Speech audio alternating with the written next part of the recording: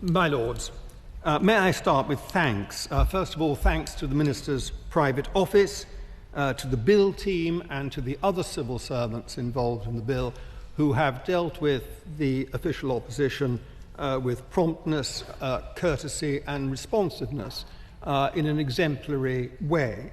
May I also thank the Minister for his openness and his engagement with the opposition during this bill. I think that contributed greatly to its swift and efficient passage through committee. I think the Minister sets an example which many of his colleagues on the front bench could follow in relation to transparency, engagement and so forth, that could in fact help with the dispatch of our business in your Lordship's House. I'd also like to say a word of thanks to the opposition whips team, in particular to Abid Hussain and to Henry Mitson, and to express particular thanks to my whip throughout all of this, my noble friend, the Earl of Effingham.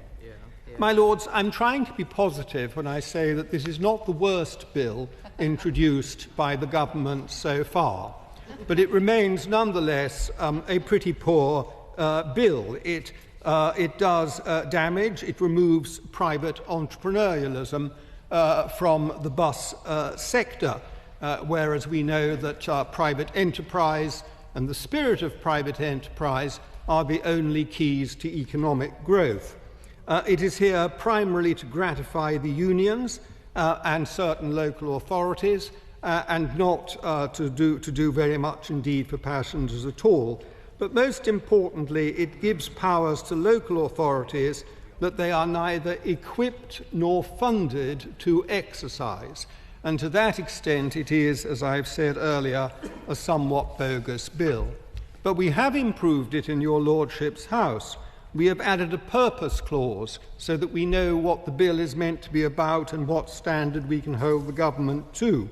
We have ventilated further the £2 bus cap and what the consequences are of removing it, and that is a further amendment that passed.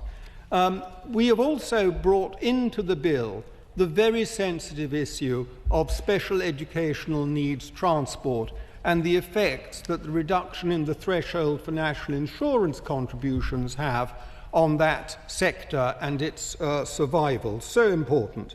And we hope that, as I say, that's now part of the bill as it goes to the other place. We've removed unnecessary language, dangerous language, about what was expected from bus drivers in dealing with crime. We've also seen amendments, as the noble Baroness Lady Jones of Moulscombe has said, to review services to villages, which we were glad to support. The noble Lord Hampton has introduced an amendment which focuses on improving the overall safety of buses and the way in which the bus services operate. And the amendment from the noble Lord Woodley, sadly not in his place, as indeed he wasn't in his place when the amendment was moved on his behalf by my noble friend Lord Moynihan, has added important protections to the bill in relation to violence against women and girls. And finally, it was worth noting the flanking action by my noble friend Lord Holmes of Richmond and the noble Lord Blunkett, which saw improvements made to the bill in relation to floating bus stops, the back of which I think we would all like to see. So it leaves your Lordship's House a better bill. The noble Lord, the Minister, said something about the bill coming back. I see no reason for it to come back. All of those amendments are very worthwhile. I'd hope that the government would embrace them in the other place and simply move on.